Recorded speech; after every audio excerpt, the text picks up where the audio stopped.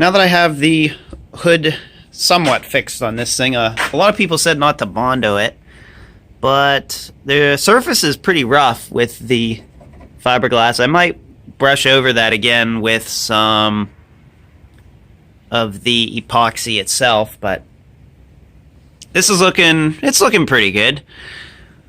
So I think what I'm going to do today is change the engine oil in this thing. I tightened up the chain and whatnot and hooked up the wiring. But the engine oil, this is the dipstick.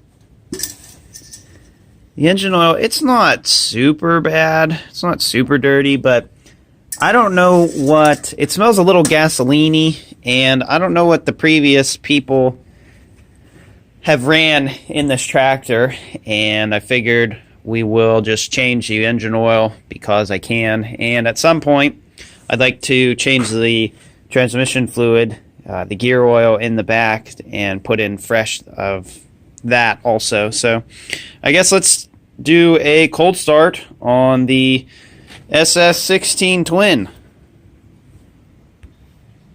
Oh, one other thing. I also put a new fuel filter on, so this thing might be a little difficult to start. And it's about 35 degrees outside and kind of rainy.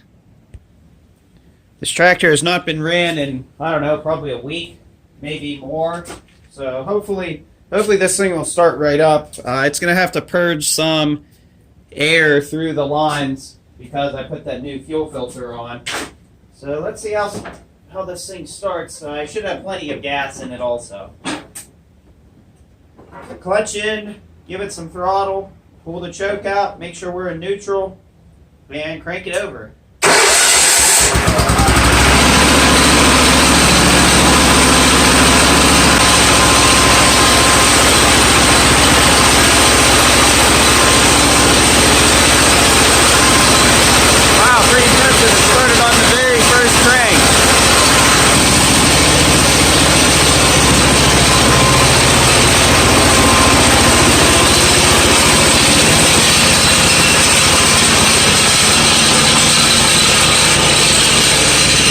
Now that the motor is warmed up, I took it for a spin. I'm going to change the oil, and instead of using these other containers to, drain the oil into, I'm going to use this container.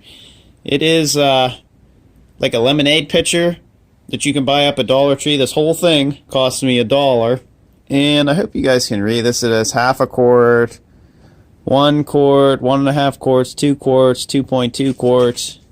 So it's in quarts, ounces, cups, and liters. So I'm going to drain the old oil into this, see how much oil there is in it, and then it's overfilled a little bit now, so I'll put a little bit less in.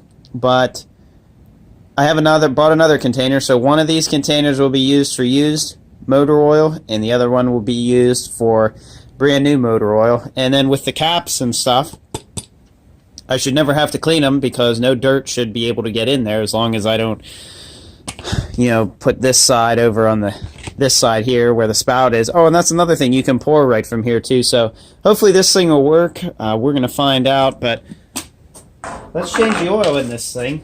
And just so happens, it even has a handle too, which is quite convenient. And I'm pretty happy with this so far. Let's see. We're going to go lefty-loosey. I should actually go like... Now that I'm taking this oil drain cap off, you guys are going to see here shortly I have a slight malfunction. I totally miss the catch pan for the oil. Whoops. So let's watch that again. And because I can, let's watch it for a third time. Missing the oil container. Oh man. So now I know for next time to put the oil container further out onto the tire. Boy, that really comes out of there. Wow. Was not expecting that. Guess I should have been holding the oil container up higher, right? So now I'm going to let this drain, and now I have to clean up a mess on the floor. Whoops. Looks like I might be adding another oil drain to this one. At least maybe a 90-degree elbow down on the end of that pipe. Actually, maybe I should do that right now. These should all be standard threadings, you know, for this. Doesn't look like I'll have to remove the motor at all. I don't think so. I don't know. Maybe I will, maybe I won't. But then if I'm going to do that, I might as well add a valve on it too, and then a plug at the end. And then you can open and close the valve as needed. But I'm pretty sure that oil was under pressure for some reason. I guess it has a pretty good seal in the motor or whatever. So I never expected it to come out like that, but oh well. Now that all the oil is done draining, we can put the cap back on. At some point, I would like to pipe this out just with I only need like 4 things. A 90-degree elbow down to the shortest piece of pipe that's threaded on both ends, to a ball valve, and then to another cap at the end. So the 90, the short piece of pipe, the ball valve, and the cap at the end for the ball valve, and then pretty much that's it. See, that's all I would need to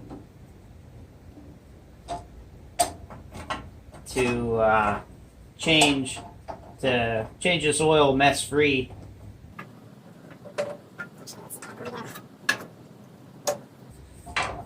And I don't like using a pipe wrench on this thing. I want to use an actual wrench. This guard here is in the way. And that's just kind of the way things are, I guess. But you know, a ball valve would make things a lot easier on this. So I'm going to get this drain plug tightened up, and then I'll put some good oil in this. I'm also going to put some Lucas. Oh.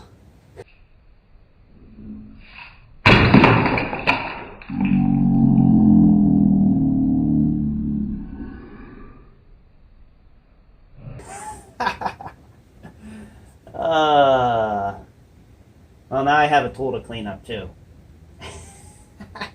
I should have removed that. Should remove that oil pan. So now I'm going to clean up a tool and tighten up this oil cap. We can see that the oil is between 2 quarts and 2.2 quarts. So adding in for the stuff that is in the bottom, that is on the floor and that I spilled, my guess is that this is a 2-quart machine, and I'm going to probably put in a 1.5 quarts and then probably the rest up with the Lucas heavy duty oil stabilizer. I have my nice clean brand new oil container here, or lemonade pitcher. That, and then we're going to put in some Pennzoil high mileage. This tractor's, like I said in previous videos, it's from the 70s, early 70s. It's a 1973, and what I'm going to do now is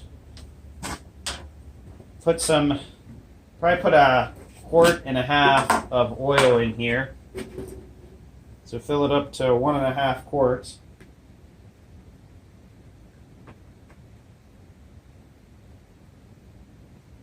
Right about there. So now that that's full, and that is brand new engine oil. I know it looks kind of cloudy, doesn't it? It's not as clear as what I'm used to. But it's brand new, straight from Walmart. So now with this lid, see, look, you can't really spill it either because you have the lid on top. And now let's open up the hood and put this oil in. This is what the inside of the Sears Suburban SS16 twin looks like, and this is the dipstick here. It's just a fill port on the side. Yeah, there you go. Now you can see it. But this is the dipstick, and this is where you fill the oil up. So I'm going to put the... see if that'll... will that fit? That might fit. It'll take some careful pouring, I'll see if I can get this oil in here. Nah, I'd be better off using a funnel. Let me find a funnel here real quick. Now that I have a clean funnel, we can finally pour this.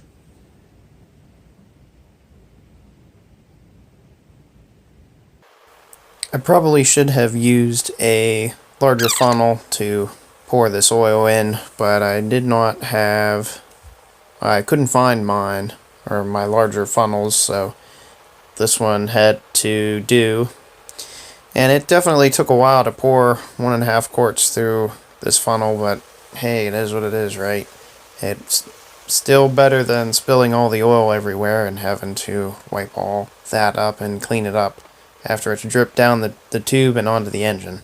I wanted to mention, if you guys have old equipment like we do, this stuff right here will keep that old equipment alive.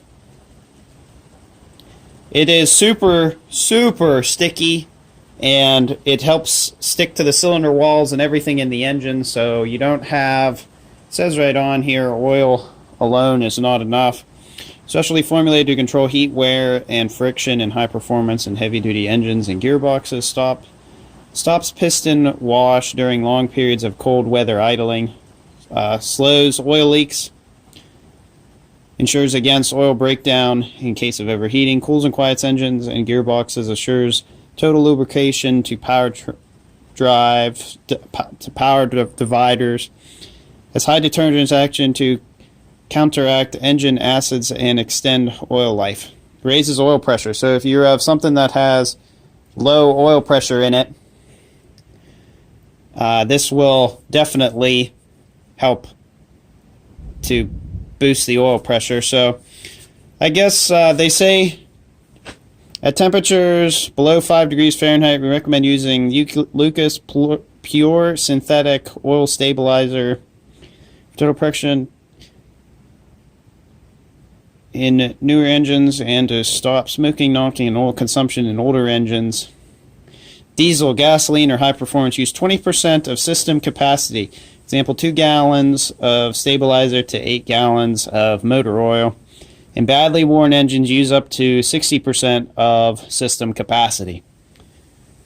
So you can even use it in light-duty manual transmissions, 25%, in heavy-duty transmissions, 25 to 50%. Controls rattle, leaks, heat, wear, and hard shifting. To stop noise and wear in differentials, use 50 to 100%. Perfect for transfer cases, use 50%. Also must for air compressors and lawnmowers, use 20%. So, you know, I'm not being sponsored or anything by Lucas, which would be pretty neat. But you can see this stuff is just like bar and chain oil. It is so sticky. You see that? See how sticky that is? And we've used it in the 8N, and I think it's really helped it a lot. It reminds me a lot of bar and chain oil. So in this container, I'm going to put half a quart in it, and we'll see where that gets us, and then I'll probably top it off with the Lucas. So half a quart brings us to right there, and I hope you guys can see this.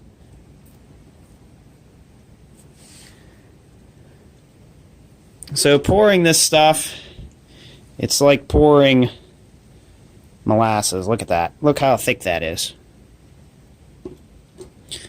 So I don't really know if this is going to be a good idea. I might have to scrape this out of here. But look at this.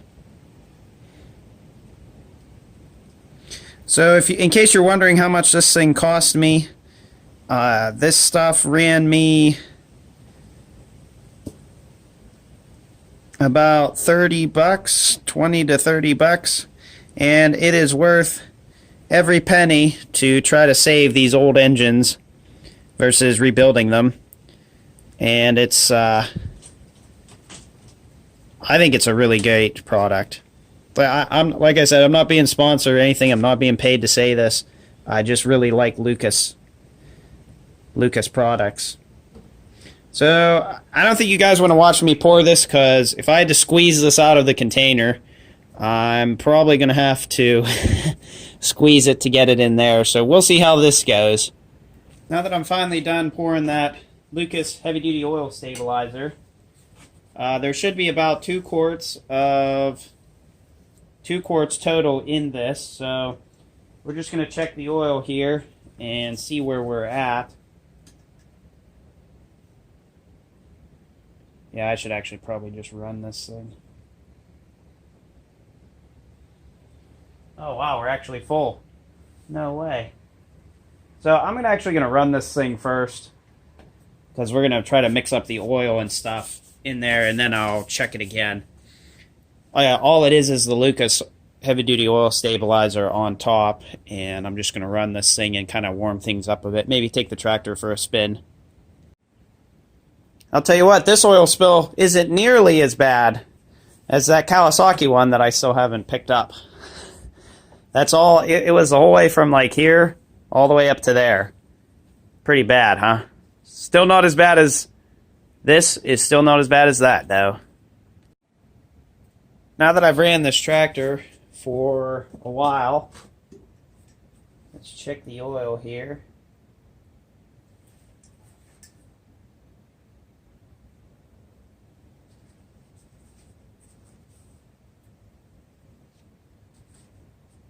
And hopefully we are at the correct level.